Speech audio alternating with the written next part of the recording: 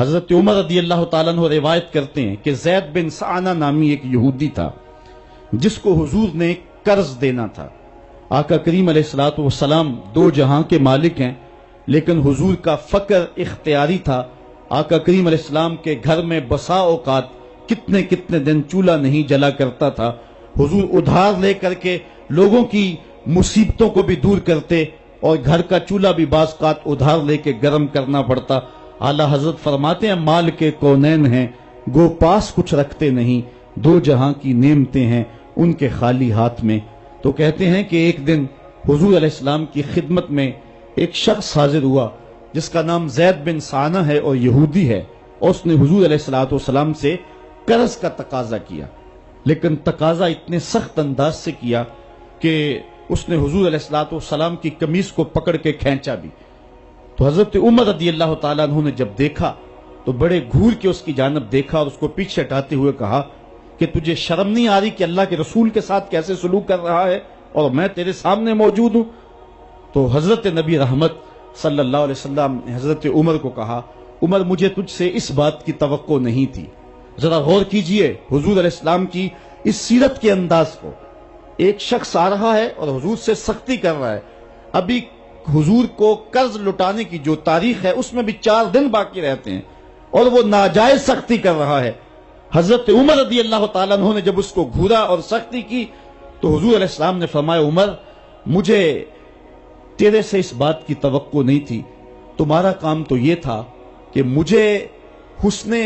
ادا کی تلقین کرتے کہ اچھے انداز سے قرض واپس کرو، اور اس کو جو ہے وہ نرمی کی تلقین کرتے، اور پھر آقا کریم علیہ السلام نے فرمایا اس کا قرض ادا کر دو، اور اے عمر جو تم نے اس کو گھورا ہے اس کے بدلے میں 20 وسق زیادہ کھجوریں بھی تم اس کو دو گے۔ تو زید بن سعانہ نے جب حضور علیہ السلام کی اس سیرت اور اس کردار کو دیکھا، اور حضرت عمر رضی اللہ تعالیٰ عنہ 20 وسق اس کو کھجوریں دے رہے تھے، تو اس نے حضرت عمر کو بتایا کہ میں یہودی ہوں اور میں نے تورات کے اندر نبی آخر الزماں کی شان اور عظمتوں کے بیان کو پڑھا ہے، یہ بات ابھی رہ گئی تھی، باقی ساری نشانیاں میں نے حضور میں دیکھ لی تھی، اب یہ نشانی رہ گئی تھی، آج میں نے یہ بھی دیکھ لی، اور پھر وہ حضور کی خدمت میں حاضر ہو کر اسلام کے دائرے میں داخل ہو کر حضور کا عبدی غلام بن۔ حضرت معاذ بن جبل رضی اللہ تعالیٰ عنہ فرماتے ہیں کہ ایک دن حضور گلی سے گزر رہے تھے اور میں ایک جانور کی کھال اتار رہا تھا، اور مجھے کھال اتارنے کا طریقہ نہیں تھا، مجبوراً مجھے کھال اتارنا پڑی۔ تو حضور گزرے تو مجھے دیکھا کہ معاذ بن جبل کو کھال اتارنا نہیں آ رہی، تو حضور رک گئے اور آقا کریم نے فرمایا معاذ ٹھہرو ذرا میں تمہیں بتاتا ہوں کہ بکری کی کھال کیسے اتاری جاتی، اور آقا کریم آگے بڑھے اور حضور نے خود جو ہے وہ کھال اتاری، اور پھر مجھے فرمایا معاذ ایسے کھال اتارا کرتے ہیں۔ آج ہم اپنے بڑے پن کو اور اپنی عظمت کو اس انداز سے لوگوں کے سامنے رکھنا چاہتے ہیں کہ ہم جو ہے وہ ٹشو کا ایک ٹکڑا بھی نہیں پکڑ سکتے، اور وہ بھی پکڑانے کے لیے ہمارے پاس ایک خادم موجود ہوتا ہے، لیکن آقا کریم علیہ السلام کی زندگی اور حضور علیہ السلام کی سیرت کی سادگی کا حسن اور جمال یہ ہے کہ حضور اپنے کپڑوں کو خود مرمت کر لیتے ہیں اور اپنے دیگر کام خود کرتے ہیں اور بطیب خاطر کرتے ہیں، اور اس میں کوئی چیز اپنے لیے شرمندگی کی محسوس نہیں کرتے ہیں۔ حضرت حسن رضی اللہ تعالی عنہ حضور علیہ السلام کے نواسے بھی ہیں اور آقا کریم علیہ السلام کی صحابیت کا شرف بھی پایا ہے۔ کہتے ہیں کہ کانا یجلس علی الارض، حضور علیہ السلام کی سیرت یہ ہے کہ حضور زمین پہ بیٹھ جاتے تھے، زمین پر بیٹھنے میں حضور شرمندگی محسوس نہیں کیا کرتے تھے، اس کو اپنے سٹیٹس کے خلاف نہیں سمجھا کرتے تھے، زمین کے اوپر حضور بیٹھ جایا کرتے تھے، اور فرماتے ہیں وَيَطْعَمُ، اور زمین کے اوپر بیٹھ کر کے حضور علیہ السلام کھانا تناول فرمایا کرتے تھے۔ حضور کی عادت یہ تھی کہ آقا کریم جب بھی کھانا کھاتے تو حضور جھک کر کے کھانا کھاتے۔ فرماتے ہیں کہ میرے پاس ایک فرشتہ آیا جو کعبۃ اللہ کے صحن میں کھڑا تھا، اور اس کی کمر کعبۃ اللہ کی چھت کے برابر تھی، اتنا اس کا قد تھا، اور اس نے مجھے کہا کہ آپ اگر چاہیں تو آپ کو نبی اور بادشاہ بنا دیتے ہیں، اور آپ اگر چاہیں تو آپ کو عبد اور نبی بناتے ہیں۔ تو فرماتے ہیں کہ میں نے جبریل کو دیکھا، اور جبریل مجھے اشارے سے تواضع کا حکم دے رہے ہیں، تو میں نے عرض کی کہ میں نبی اور عبد بننا چاہتا ہوں۔ تو جب یہ بات حضور نے کہی تو فرمایا عائشہ اگر میں نبی اور بادشاہ بنتا تو یہ جتنے بھی پہاڑ ہیں یہ سونا بن کے میرے ساتھ چلتے، لیکن میں نے اس بات کو اختیار نہیں کیا۔ اور اس کے بعد حضور علیہ السلام جب بھی کبھی کھانا کھاتے تو حضور جھک کر کے کھاتے، جس طرح مالک کی دہلیز سے خیرات ملتی ہے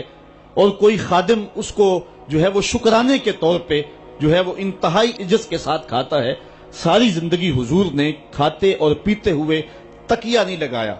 ہاتھ میں پلیٹ پکڑ کے اکڑ کے یا ٹہل کر کے یا جو ہے وہ بالکل سیدھے ہو کے نہیں، تھوڑا سا جھک کر کے بغیر تکیے کے حضور علیہ السلام کھانا کھانا پسند فرمایا کرتے تھے، اور فرماتے میں اس طرح کھاتا ہوں جس طرح بندے کھاتے ہیں، اور میں اس طرح بیٹھتا ہوں جس طرح اس کے عبد اور اس کے بندے بیٹھتے ہیں۔ یہ حضور علیہ السلام کا طریقہ ہے۔ ایک دن آقا کریم علیہ السلام ایک چٹان کے اوپر بیٹھے تھے اور حضور علیہ السلام قدید کھا رہے تھے۔ یہ خشک گوشت جو کر کے اس کو بعد میں جب پکایا جاتا ہے تو اس کو قدید کہتے ہیں، یا سرید تھی، حضور کھا رہے تھے تو ایک خاتون وہ گزری، اور اس کے بارے میں اہل علم کہتے ہیں کہ وہ بڑی زبان دراز تھی اور وہ مردوں کو بھی ایسی ایسی باتیں کرتی کہ لوگ جو ہے وہ اس کی شر سے بچا کرتے تھے۔ تو اس نے کہا کہ آپ تو ایسے کھا رہے ہیں جس طرح کے عبد کھاتے ہیں۔ تو حضور علیہ السلام نے فرمایا اگر میں عبد نہیں ہوں تو کون عبد ہے؟ فرمایا میں سب سے بڑا عبد ہوں۔ تو جب یہ بات سنی تو اس کے قدم رک گئے اور اس نے حضور علیہ السلام کی خدمت میں عرض کی کہ حضور آپ پھر اکیلے ہی کھا رہے ہیں، مجھے بھی کھلائیں۔ تو حضور نے ایک لقمہ اٹھایا، فرمایا لو تم بھی کھا لو۔ تو اس نے کہا یہ نہیں، بلکہ جو آپ کے منہ میں ہے میں وہ کھانا چاہتی ہوں۔ تو حضور علیہ السلام نے اپنے منہ کا نوالا نکال کر کے اس کے منہ میں ڈال دیا۔ تو کہتے ہیں کہ اس کے بعد کبھی بھی اس کی زبان پر کبھی فحش بات آئی نہیں تھی۔ حضور کے جوتے کی وہ برکت تھی اور اس کا وہ فیضان تھا کہ اس کے اندر ایسی روشنی ہو گئی۔ پہلے وہ سخت لعان تھی، گالیاں دینے والی تھی اور فحش گفتگو کرنے والی تھی، لیکن حضور علیہ السلام کے جوتے کی برکت سے اللہ تعالیٰ جل شانہ نے اس کی زبان کو حسن بھی دے دیا اور جمال بھی عطا فرما دیا۔ تو حضور علیہ السلام کی عادت تھی کہ آقا کریم زمین پہ بیٹھ کے کھاتے، جھک کے کھاتے، فرماتے میں ایسے کھاتا ہوں جس طرح عبد کھاتے ہیں۔ وَيَلْبَسُ الْغَلِيظَ، اور آقا کریم علیہ السلام موٹے کپڑے پہنتے تھے، باریک ترین کپڑے پہننے سے حضور نے گریز کیا ہے۔ اور یہ وَيُطِيلُ الصَّلَاةَ، اور حضور کی نماز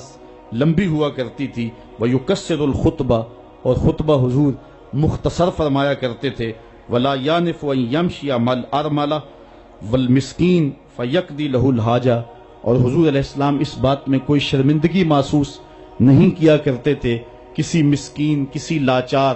کسی بیوہ، کسی یتیم اور کسی مسکین کے ساتھ چلیں اور اس کے کام آئیں اور مصیبت میں اس کا دکھ بانٹ دیں اور اس کی حاجت کو حضور پورا فرما دیں۔ یہ حضور علیہ السلام کی سیرت کے وہ روشن پہلو ہیں کہ آقا کریم علیہ السلام کی سیرت زمانے کے سامنے ایسا نور بانٹتی ہے، ایسے اجالے پھیلاتی ہے۔ ایک شخص نے حضور علیہ السلام سے وعدہ کیا کہ آپ یہاں رکیں اور میں ابھی آتا ہوں، تو آقا کریم علیہ السلام اس کے انتظار میں وہاں رکے۔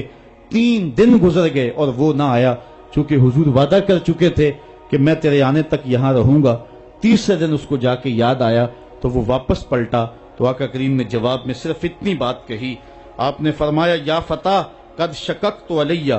اے نوجوان تو نے تو مجھ کو مشقت میں ڈال دیا۔